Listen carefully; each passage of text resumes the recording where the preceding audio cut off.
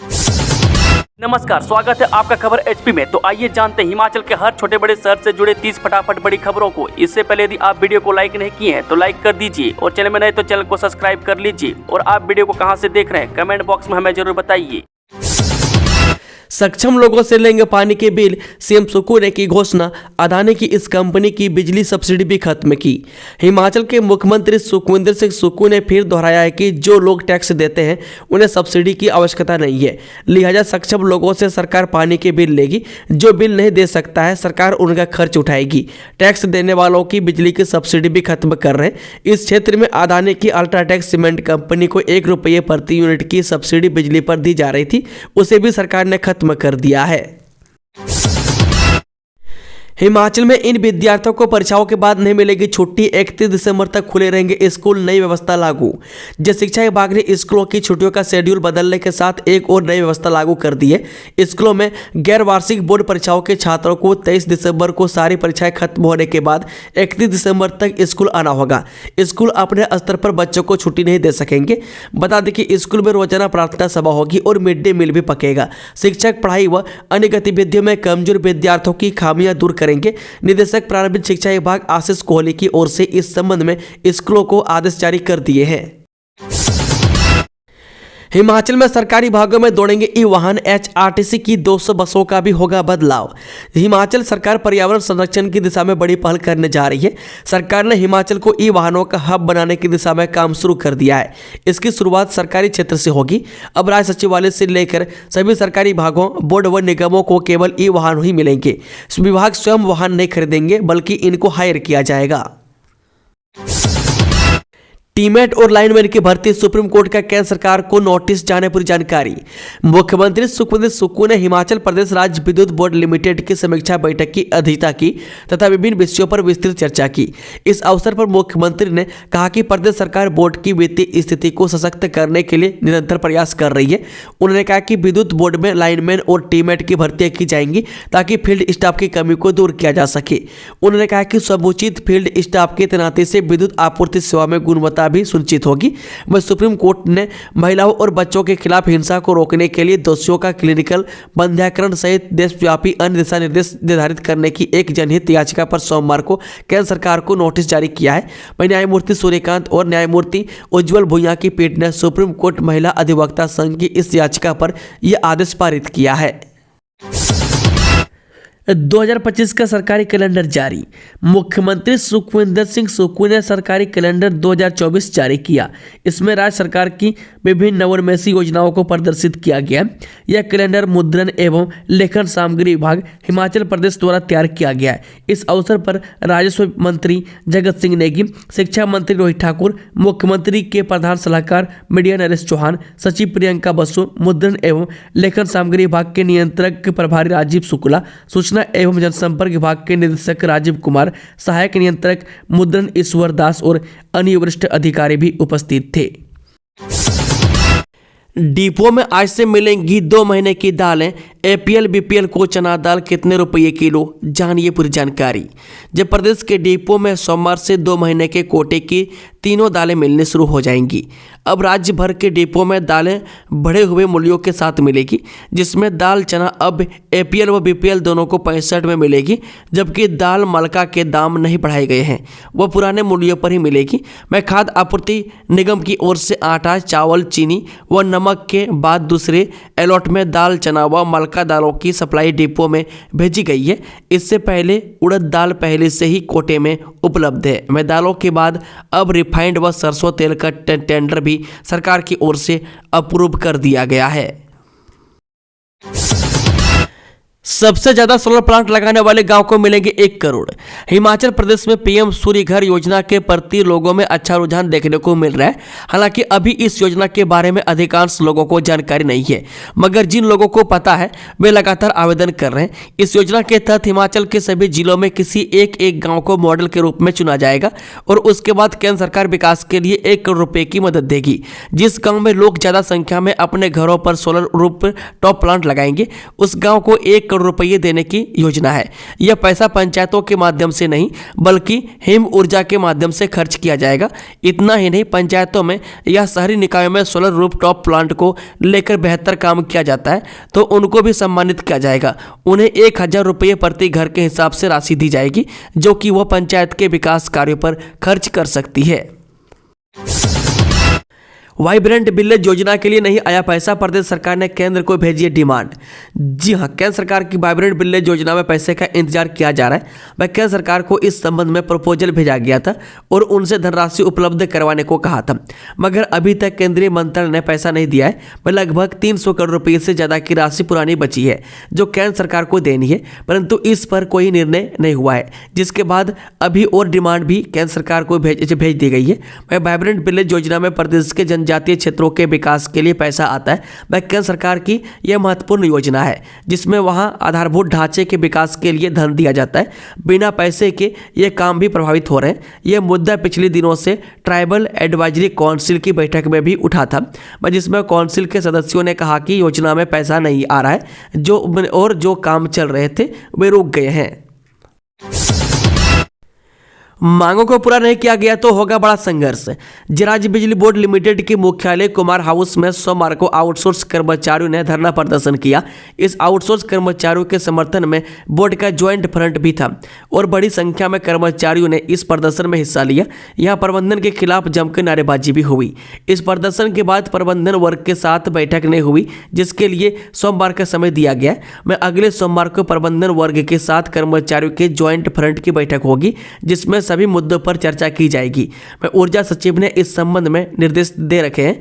मैं बहरहाल बिजली बोर्ड मुख्यालय में जो प्रदर्शन हुआ उसमें ज्वाइंट फ्रंट के नेताओं ने भी चेतावनी दी है कि यदि उनकी मांगों को पूरा नहीं किया जाता है तो एक बड़ा संघर्ष यहां पर किया जाएगा। अब घरेलू मीटर से नहीं चलेगा होम स्टे। जब प्रदेश में होम स्टे इकाइयां घरेलू मीटरों के सहारे नहीं चलेगी, इनमें बिजली व पानी का कमर्शियल मीटर ही लगाना होगा। इनकी पूरी पड़ताल की जाएगी और रिन्यूअल के लिए या नई इकाइयों के लिए जो आवेदन आएंगे उनके साथ कनेक्शन की डिटेल भी देनी होगी। सरकार ने इन इकाइयों में यह सुनिश्चित करने को कहा है। कैबिनेट से जो नए नियम लागू किए गए हैं उनमें इसका प्रावधान रखा है। जिन होम स्टे संचालकों के पास घरेलू मीटर लगे हैं वह अब कमर्शियल में तब्दील किए जाएंगे। इसके अलावा पानी के लिए भी होम स्टे के लिए अलग से कनेक्शन लेना होगा। यह कनेक्शन भी कमर्शियल होगा। मैं सरकार के ध्यान में यह मामला आया है कि होम स्टे इकाइयां अच्छा कारोबार कर रही है। मैं भविष्य में इन कमर्शियल कनेक्शन से यह दरें बदल जाएंगी। मैं सभी हाल ही में हुई कैबिनेट की बैठक में हिमाचल प्रदेश की होम स्टे नीति में नए नियमों को लागू किया गया है। मैं इस पर संबंधित विभाग की तरफ से कार्रवाई भी शुरू कर दी गई है। मैं सरकार ने नीति में स्पष्ट कर दिया है कि होम स्टे केवल हिमाचली ही संचालित कर सकेंगे। 200 से 500 रुपये में मिलेगा सेब का ए ग्रेड पौधा। जब प्रदेश में सेब बागवानों को सोमवार से सेब और अन्य फलों के नए पौधे मिलने शुरू हो गए हैं। वह बागवानी विश्वविद्यालय नोनी तथा उसके मशोबरा सहित अन्य रिसर्च केंद्रों में सोमवार से इन पौधों की बिक्री शुरू हो गई है। इसके लिए विश्वविद्यालय तथा रिसर्च केंद्रों ने तैयारियां पूरी कर ली है। वह बागवानी विश्वविद्यालय व उनके रिसर्च केंद्रों में सेब के ए ग्रेड के पौधे 200 रुपये से 500 रुपये के बीच मिलेंगे। वह बी ग्रेड के पौधे 150 से 400 रुपये तथा सी ग्रेड के पौधे 100 से 300 रुपये प्रति पौधा की दर से बागवानों को मुहैया करवाई जाएगी। इसके अलावा खुमानी, प्लम, आड़ू व बादाम के ए ग्रेड के पौधे 125 रुपये, बी ग्रेड 100 तथा सी ग्रेड के पौधे 80 रुपये में, अखरोट व पिकान अखरोट 150 से 250, कीवी व परसिमेन 100 से 200 रुपये मिलेंगे। में स्ट्रॉबेरी का पौधा 4 रुपये में दिया जाएगा। इसी तरह अनार का पौधा 50 रुपये में मिलेगा। नए साल में व्यवस्था परिवर्तन, क्लास 1 व 2 अफसरों को नहीं मिलेगी बिजली सब्सिडी। ये नया साल आने को है। इस साल के आरंभ में सुखविंदर सिंह सुक्खू सरकार कई नए कदम उठाएगी। इसी कड़ी में नए साल से यानी जनवरी 2025 से क्लास 1 व 2 अफसरों को बिजली सब्सिडी नहीं मिलेगी। इसके अलावा बिजली बोर्ड में लाइनमैन और टीमेट की भर्तियां की जाएंगी ताकि फील्ड स्टाफ की कमी को दूर किया जा सके। साथ ही सरकार ने 100 करोड़ का कॉपर्स फंड स्थापित करने का ऐलान किया है। वह सीएम सुक्खू ने सोमवार को शिमला में हिमाचल प्रदेश राज्य विद्युत बोर्ड लिमिटेड की समीक्षा बैठक की अध्यक्षता की। इस दौरान बोर्ड से जुड़े विभिन्न विषयों पर विस्तृत चर्चा की। 18,65,000 रुपए की ठगी का हुआ खुलासा। हिमाचल पुलिस ने गिरफ्तार किए 3 आरोपी। जी हां, पुलिस थाना परवाणु में 8 नवंबर को दर्ज करीब 18,65,000 की धोखेधड़ी के एक मामले में पुलिस ने 3 आरोपियों को गिरफ्तार किया है। ये आरोपी लोगों को अपने जाल में फंसाकर ठगी का शिकार बनाते थे। पुलिस से मिली जानकारी के मुताबिक एक शिकायतकर्ता ने पुलिस थाना परवाणु में रिपोर्ट दर्ज करवाई थी कि 7 अक्टूबर को उन्हें एक मोबाइल नंबर से कॉल आई, जिसमें एक शख्स ने बताया कि वह एक कोरियर सर्विस से बोल रहा है और आपके आधार कार्ड का प्रयोग चीन को पार्सल भेजने के लिए किया गया है, जिसमें अवैध ड्रग्स व कुछ अन्य संदिग्ध सामान शामिल था। यह पार्सल अब कस्टम विभाग की कस्टडी में है। भारतीय सेना और हिमाचल के लिए सुख भरी खबर। भुभु जोत टनल और नेशनल हाईवे के लिए डिफेंस मिनिस्टर राजी। जी हां, भारतीय सेना के लिए लेह लद्दाख तक पहुंचने का मार्ग सुगम होने की उम्मीद बलवती हो गई है। पठानकोट में भारतीय सेना का लॉजिस्टिक हब है। यहां से लेह लद्दाख तक सेना के काफिले और सामान जाता है। सेना के लिए लेह लद्दाख तक पहुंचना बिल्कुल सहज और आसान हो जाएगा यदि भुभु जोत टनल बन जाए, और साथ ही नेशनल हाईवे भी। ये नेशनल हाईवे घाटासनी, सिला, बधानी, भुभु जोत, कुल्लू के रूप में होगा। तो सुख भरी खबर यह है कि इस हाईवे व भुभु जोत टनल के लिए केंद्रीय रक्षा मंत्रालय ने एक तरह से हामी भर दी है। सिवनु आले में भजन गा रहे व्यक्ति पर पड़ोसी ने तेजधार हथियार से किया हमला, मौत, आरोपी गिरफ्तार। जब पुलिस थाना जवाली की बनोली पंचायत में सोमवार सुबह शिव नुवाला कार्यक्रम में भजन गा रहे एक व्यक्ति की तेजधार हथियार से हमला कर हत्या कर दी गई। इस वारदात को अंजाम देकर आरोपी मौके से फरार हो गया।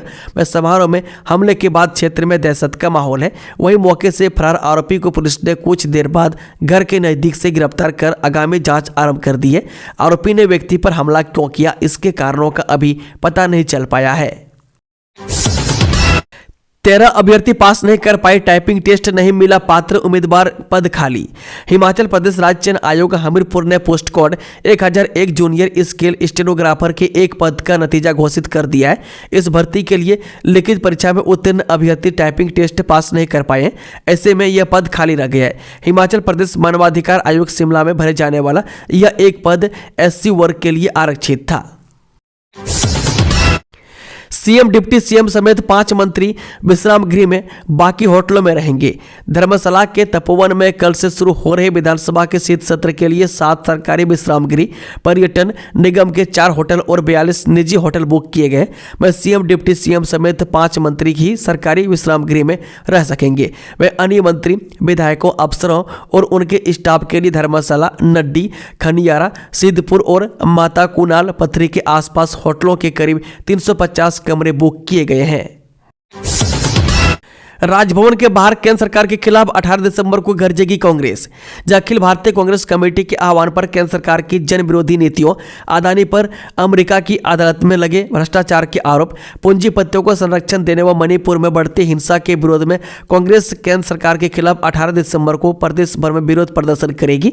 वह प्रदेश कांग्रेस अध्यक्ष प्रतिभा सिंह के नेतृत्व में हिमाचल कांग्रेस राजभवन के बाहर धरना प्रदर्शन करेगी। एशिया के सबसे बड़े प्राकृतिक आइस स्केटिंग रिंक में उमड़े स्केटर्स। हिमाचल प्रदेश की राजधानी शिमला के लक्कड़ बाजार स्थित एशिया के सबसे बड़े प्राकृतिक आइस स्केटिंग रिंक में स्केटर्स उमड़ पड़े हैं। वह सोमवार सुबह 6ठे दिन का सत्र शुरू हुआ। वह ठंडी सुबह के बावजूद रिंक पर स्केटिंग का रोमांच देखने लायक था। वह बड़ी संख्या में स्थानीय परिवार, बच्चों और देश भर से आए पर्यटकों ने बर्फ पर गिरते पड़ते हंसी ठिठोली की बीच स्केटिंग का आनंद लिया। वह सुबह का यह सत्र पुराने हिंदी गानों की धुनों से और खास हो गया। वह शाम के सत्र अब भी मौसम के चलते शुरू नहीं हो सके।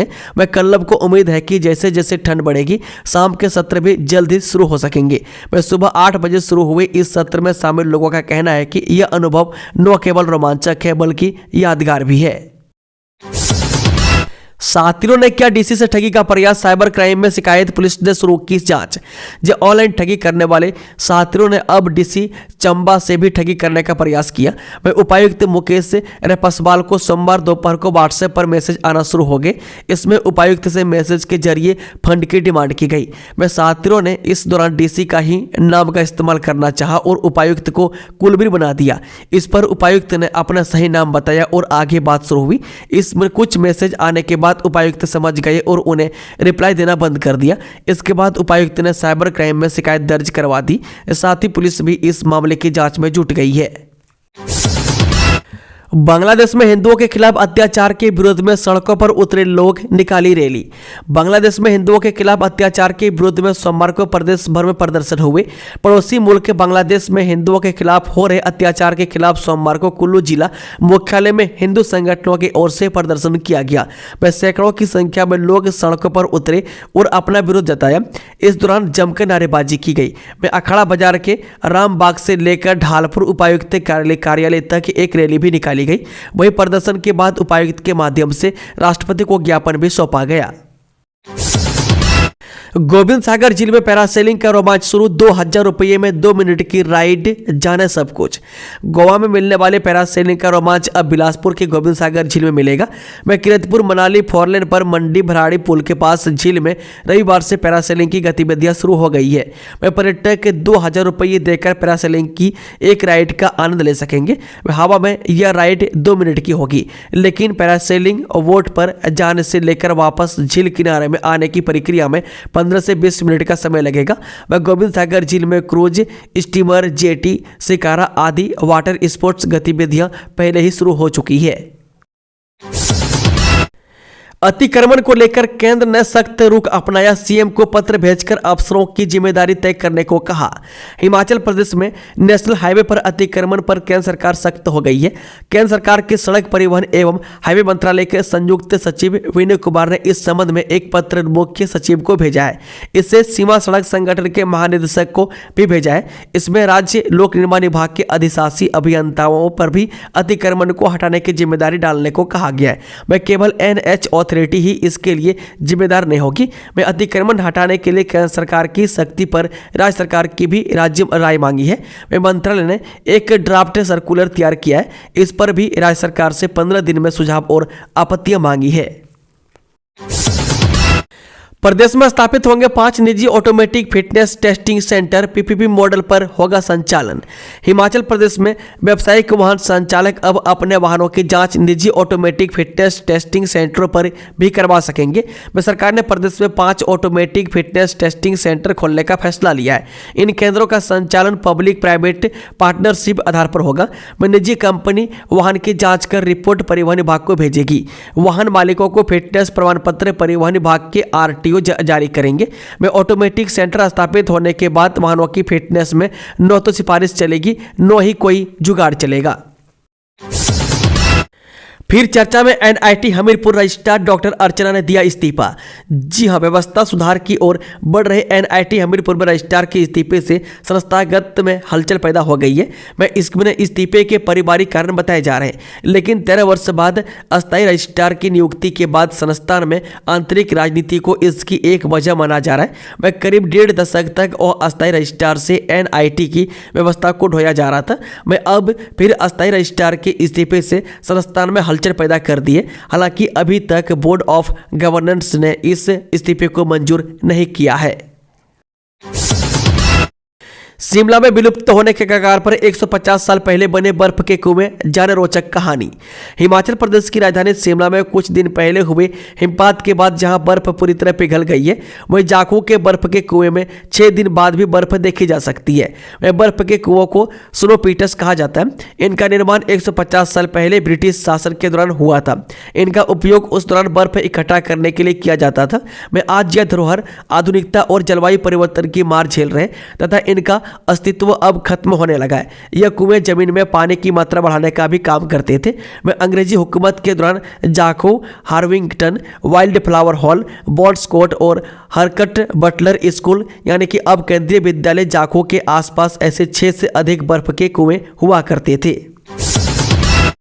सीएम सुक्खू बोले, शिक्षा और स्वास्थ्य सेवाओं के साथ गांवों पर केंद्रित होगा अगला बजट। जब मुख्यमंत्री सुखविंदर सिंह सुक्खू ने कहा कि प्रदेश में शिक्षा का आधारभूत ढांचा मजबूत किया जाएगा। आगामी 3 वर्षों में सरकार स्कूल भवनों के निर्माण पर 600 करोड़ रुपए खर्च करेगी। मुख्यमंत्री ने ये बातें अर्की विधानसभा क्षेत्र की दुर्गम पंचायत क्यार केनेता के लोहार घाट में आयोजित एक जनसभा में संबोधित करते हुए कही। उन्होंने लोहार घाट में उप तहसील खोलने की घोषणा भी की। उन्होंने कहा कि प्रदेश सरकार समाज के सभी वर्गों का कल्याण सुनिश्चित कर रही है। जनता से किए गए वादों के अनुरूप विभिन्न गारंटियां चरणबद्ध तरीके से भी पूरी की जा रही है। गोविंद सागर झील पर बनेगी अंडर वाटर टनल, तलाशी जा रही संभावना। हिमाचल प्रदेश के बिलासपुर शहर को 4 लेन से जोड़ने के लिए गोविंद सागर झील पर अंडर वाटर टनल के निर्माण पर विचार किया जा रहा है। टनल लोहनू मैदान से 4 लेन तक बनाई जाएगी। अगर योजना धरातल पर उतरी तो यह न केवल बिलासपुर शहर के लिए संजीवनी साबित होगी, बल्कि देश का पहला ऐसा पुल होगा जो झील के अंदर बनेगा। कीरतपुर मनाली 4 लेन बनने के बाद बिलासपुर शहर का संपर्क मुख्य मार्ग से टूट गया है, जिससे यहाँ की आर्थिक गतिविधियां धीमी पड़ गई है। व्यापारियों और उद्योगपतियों को नई राह देने के लिए पुल का निर्माण महत्वपूर्ण है।